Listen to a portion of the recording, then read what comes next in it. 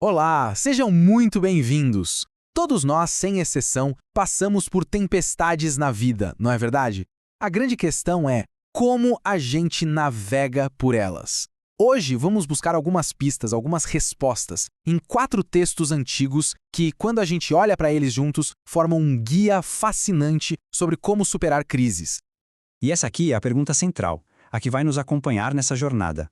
É uma pergunta que todo mundo enfrenta em algum momento. Seja num conflito pessoal, diante de um desafio que parece impossível, ou até sobre uma ameaça que nos deixa sem chão. Vamos explorar então o que esses textos antigos têm a nos dizer sobre isso.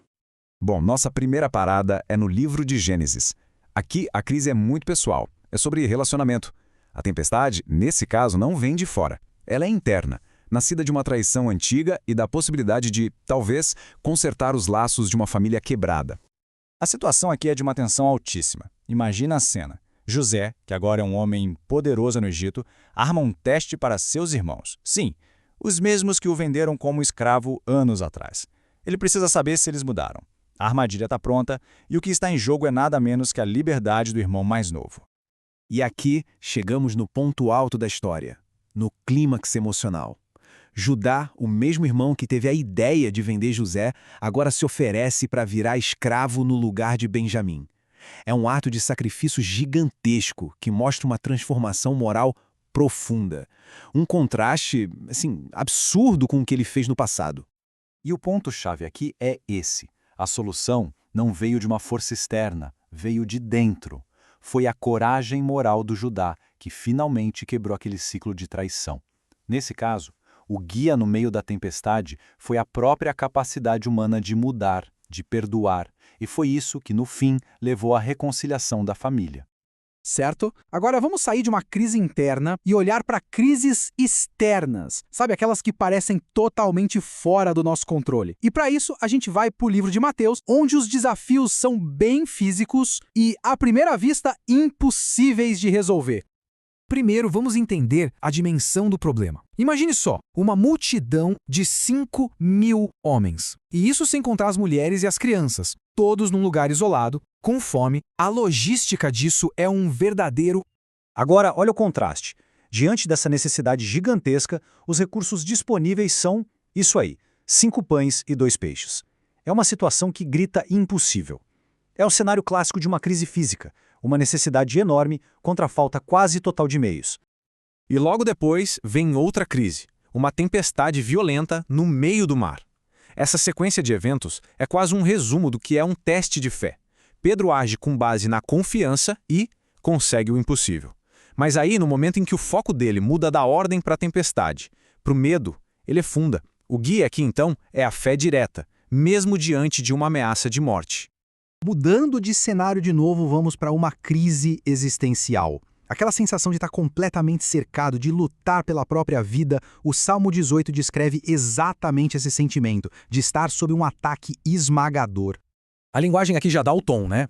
É um tom militar. Não é sobre esperar passivamente. É sobre ser capacitado para a batalha. Existe um sentimento de poder, de preparação para enfrentar o inimigo de frente.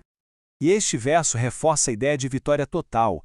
A narrativa não é só sobre sobreviver por um triz, é sobre superar completamente a ameaça. É uma declaração de triunfo sobre forças que pareciam invencíveis. Mas, afinal, de onde vem essa força toda? A resposta está aqui. A confiança não é na própria habilidade, mas num poder maior, que é descrito como um protetor absoluto, firme e inabalável. Essas metáforas são a chave de tudo.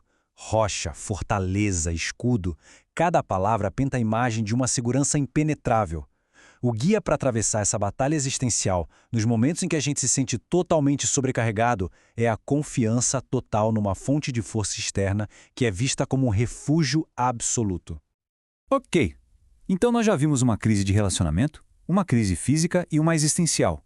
Agora, a nossa última passagem do livro de Provérbios funciona como uma espécie de chave mestra, que une as lições de todas essas histórias que pareciam não ter nada a ver uma com a outra. Provérbios apresenta a ideia de instrução ou sabedoria não como um livro de regras, mas como o próprio caminho da vida. É o guia que ilumina a jornada, que oferece uma passagem segura para a gente não tropeçar É essa a ideia que vai conectar tudo. E é aqui que tudo faz sentido. A crise de relacionamento em Gênesis foi resolvida pela coragem moral. As crises físicas lá em Mateus foram superadas pela fé. A ameaça de vida ou morte no Salmo 18 foi vencida pela confiança na força divina. Percebe? Cada um desses princípios, coragem, fé, confiança, pode ser visto como uma face diferente da sabedoria que Provérbios descreve. É como ter uma caixa de ferramentas para a vida. Ferramentas diferentes para tempestades diferentes, mas todas apontam um caminho para seguir em frente. E isso nos traz de volta à nossa pergunta inicial, mas agora com um novo olhar.